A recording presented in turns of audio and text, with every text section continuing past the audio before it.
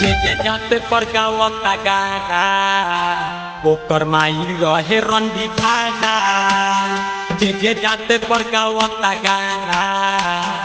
ओकर माई रहे रंडी खाना गाँव समाज के कोनो गंदा ओकर बहिनिया करेली धंधा कोनो करे नय सबके माता जे जाते पर गावता गाना ओकर खानदान रहे रंडी खाना जे जाते पर गावता गाना ओकर खानदान रहे रंडी खाना जे जाते पर गावता गाना ओकर खानदान रहे रंडी अरे जितना गाना तो गावे जाते तात भर ओकर बहिनिया मरवावे ली तो रात भर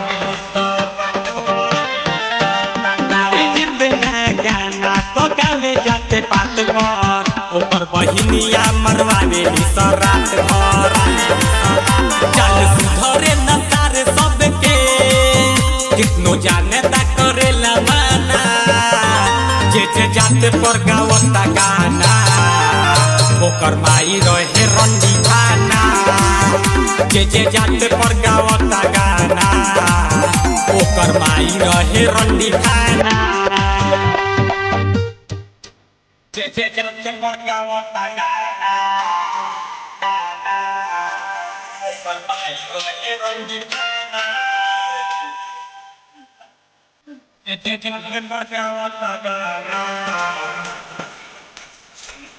ओकर माई रहे रंडी खाना आधे जात बात पैदा के सब बनेला फौलाद लागत सरवा हो अंग्रेज के औलाद आधे जात बात पैदा के सब बनेला फौलाद लागत सार हो अंग्रेज के औलाद से न मानी हो